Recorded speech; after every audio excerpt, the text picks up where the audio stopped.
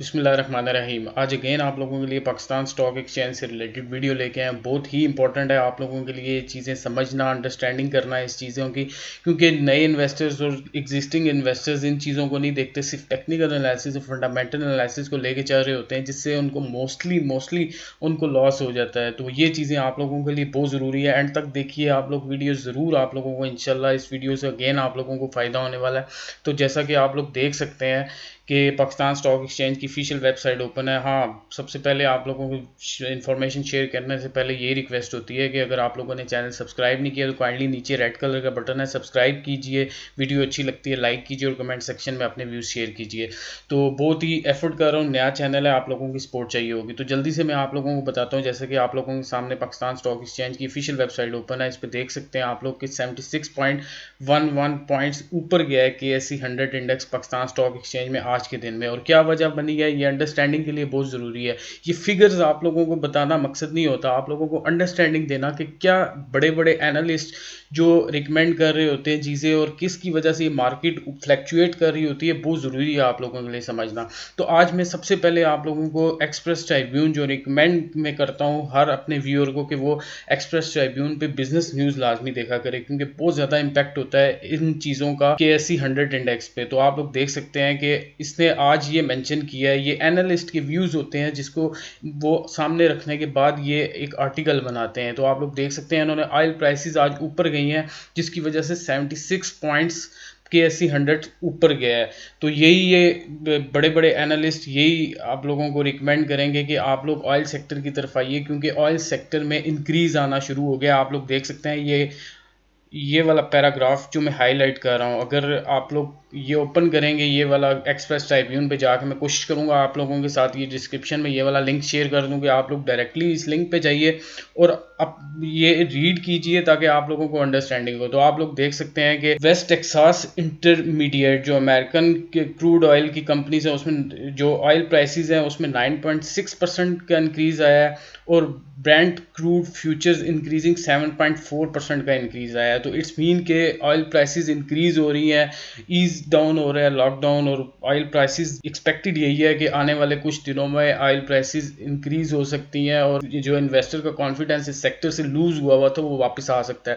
तो आप लोग देख सकते हैं, अगर लास्ट लाइन आप लोगों को, अगर ये वाली ये जो लास्ट लाइन में आप लोगों के लिए हाईलाइट कर रहा हूँ, तो इसमें यही लिखा हुआ है कि production and oil marketing companies close entirely in the green. It's mean के जो पाकिस्तान स्टॉक एक्सचेंज में आज के दिन में, मैं आप लोगों को आगे चल के ऑफिशियल वेबसाइट पे दिखाता हूँ कि आज के दिन में पाकिस्तान स्टॉक एक्सचेंज में ऑयल एंड मार्केटिंग कंपनीज ने अच्छा परफॉर्म किया है, शेयर प्राइस गेन किया है, क्योंकि इन्वेस्टर का कॉन्फिडेंस वापस आ रहा है। बहुत ही इंपॉर्टेंट है, मैं अपने हर वीडियो में इन्वेस्टर कॉन्फिडेंस को बहुत ज़्यादा मेंशन करता हूँ और आप लोगों के लिए भी ज़रूरी है कि आप लोग सेक्टर वाइज देखेंगे। जिस जगह पे इन्वेस्टर का कॉन्फिडेंस लूज होता है उसकी शेयर प्राइस गिरना स्टार्ट हो जाती है, क्योंकि इन्वेस्टर अपना पैसा निकालना शुरू हो जाता है वहाँ से। अगर इन्वेस्टर का कॉन्फिडेंस एक सेक्टर में बढ़ना शुरू होता है तो उसकी शेयर प्राइस इंक्रीज होना शुरू हो जाती है। तो ये लाइन जो मैंने हाईलाइट की है, मैं आगे चल के आप लोगों को पाकिस्तान स्टॉक एक्सचेंज की ऑफिशियल वेबसाइट पर दिखाता हूँ। ये आप लोग देख सकते हैं, ऑयल एंड मार्केटिंग कंपनीज ये सब ग्रीन है, सब ग्रीन है। इट्स मीन के ऑयल प्राइसेस इंटरनेशनल मार्केट में बढ़ी हैं थोड़ी बहुत, जिसकी वजह से इम्पैक्ट पड़ा है पाकिस्तान स्टॉक एक्सचेंज की ऑयल एंड मार्केटिंग कंपनीज, और इन्वेस्टर का कॉन्फिडेंस वापस आया है, जिसकी वजह से आप लोग देख सकते हैं कि इसमें सब में पॉजिटिव ट्रेंड है। तो मैं यही रिकमेंड करूंगा कि प्रिडिक्शन, ज़रूरी नहीं होता कि हर प्रिडिक्शन ठीक हो, लेकिन यही मैं प्रिडिक्ट करूंगा oil and gas marketing companies एक अच्छा सेक्टर साबित हो सकती है फ्यूचर में, नियर फ्यूचर में आप लोगों के लिए, कि आप लोग इन्वेस्ट करें और उससे पैसा कमा सकते हैं। और मैं ये चीज़ें जो ओवरऑल सेक्टर आप लोगों को ओवरऑल सेक्टर की अंडरस्टैंडिंग देता हूँ, आप लोग कंपनी वाइज भी टेक्निकल एनालिसिस और फंडामेंटल एनालिसिस के बाद ही इन्वेस्ट कीजिए। ये नहीं कि आप लोगों को अगर मैं बता दूं कि अटक पेट्रोलियम ऊपर जाएगी तो इट डजंट मीन कि अगर कोई और कंपनी है, शेल पाकिस्तान है जिस तरह से, वो ज़रूरी नहीं है कि वो ऊपर जाएगी, वो नीचे भी जा सकती है। तो वो डिपेंड करता है कंपनी, हर कंपनी पे इन्वेस्टर का कॉन्फिडेंस इंडिविजुअली कंपनी के ऊपर क्या है। तो ये चीज़ें भी आप लोगों के लिए समझना है। तो मैं आप लोगों को सेक्टर वाइज एक अंडरस्टैंडिंग देता हूँ, ये बहुत ज़रूरी है आप लोगों के लिए समझना। तो जब आप डाइवर्सिफाई करेंगे अपनी इन्वेस्टमेंट को, यानी कि सेक्टर वाइज डिवाइड करेंगे, और जो मैं आप लोगों को रिकमेंडेशन दूंगा उसमें आप लोग डिवाइड करेंगे, तो ज़रूर इंशाल्लाह उम्मीद यही है कि आप लोगों को ज़रूर इससे फ़ायदा होगा। तो ये चीज़ दिखाने के बाद अगेन मैं अब जिस तरह से मैंने लास्ट वीडियो अगर कल की किसी ने नहीं देखी तो मैंने उसमें बताया था कि सीमेंट सेक्टर अंडर प्रेशर है, और आप लोगों को एक्सप्रेस ट्रिब्यून की ये जो मैं पोस्ट दिखा रहा हूँ इसमें भी यही लिखा हुआ है। जो बड़े बड़े एनालिस्ट हैं, जिस तरह से ये जीएस ग्लोबल का एनालिस्ट है माज मुल्ला ने जो आज स्टेटमेंट दी है, उसने भी यही कहा है कि सीमेंट सेक्टर कंटिन्यूसली प्रेशर में है और वो आने वाले दिनों में भी प्रेशर में हो सकता है। फिर उसके बाद एक्सपेक्टेशंस शो की हैं कि प्राइम मिनिस्टर ने आज फिर अनाउंस किया है कि government is going to reopen many businesses. It's mean के लॉकडाउन में नरमी की वजह से बिजनेस एक्टिविटी बढ़ने से एक्सपेक्टेड यही है कि पाकिस्तान स्टॉक एक्सचेंज अपना इंडेक्स गेन कर सकता है। तो एक अच्छी अपॉर्चुनिटी है इन्वेस्टर्स के लिए कि वो अपनी इन्वेस्टमेंट करें पाकिस्तान स्टॉक एक्सचेंज में। बाकी अल्लाह पे है कि कोरोना वायरस कितना बढ़ता है। अगर वो ईज डाउन नहीं होता, लॉकडाउन उस तरह से इम्प्लीमेंट नहीं करवा सकती गवर्नमेंट, तो मुश्किल भी हो सकता है। लेकिन यही एक्सपेक्टेड है कि अगर ईज डाउन हो जाता है लॉकडाउन में, तो यही एक्सपेक्टेड है कि पाकिस्तान स्टॉक एक्सचेंज ऊपर जा सकती है और इन्वेस्टर्स अच्छा पैसा कमा सकते हैं। तो ये एक अच्छी मार्केट बनने के लिए, और आप ये वाला मैं आप लोगों को लिंक शेयर करूंगा इंशाल्लाह, ये आप लोग ज़रूर पढ़िए, आप लोगों की अंडरस्टैंडिंग के लिए बहुत ज़रूरी है। फिर उसके बाद जो मैंने आप लोगों को सीमेंट सेक्टर दिखाया कंटिन्यूसली, सीमेंट सेक्टर के बाद एक बैंकिंग सेक्टर मैंने आप लोगों को मेंशन किया था। बैंकिंग सेक्टर भी मैं आप लोगों को दिखाता हूँ। बैंकिंग सेक्टर भी आप लोग देख सकते हैं कमर्शियल बैंक्स अच्छा परफॉर्म नहीं कर रहे, इन्वेस्टर का कॉन्फिडेंस काफ़ी शेकी सा हुआ है, काफ़ी इन्वेस्टर इधर से अपनी इन्वेस्टमेंट निकाल रहे हैं कमर्शियल बैंक से। तो आप लोग देख सकते हैं मोस्टली बैंक्स अंडर प्रेशर हैं और उनका शेयर प्राइस लूज हो रही है, इन्वेस्टर का कॉन्फिडेंस जाता जा रहा है बैंकिंग सेक्टर से। और वो किस वजह से है, पिछली वीडियोस में मैंने आप लोगों को एक्सप्लेन किया था कि बैंकिंग सेक्टर सीमेंट सेक्टर में क्यों प्रेशर आ रहा है। तो ये आप लोगों के लिए चीज़ें समझना बहुत ज़रूरी है। और जो चीज़ मैं बताता हूँ वो अल्हम्दुलिल्लाह 100% तो नहीं, लेकिन 90% 80% वही होता है। और सेक्टर वाइज अगर आप लोग देखेंगे, अंडरस्टैंडिंग लेंगे, तो ज़रूर आप लोगों को इससे फ़ायदा होगा। तो लास्ट में आप लोगों को मैं एक न्यूज़ बताना चाहता हूँ कि होंडा ने अगेन प्राइसेस इंक्रीज़ की हैं अपनी व्हीकल्स की।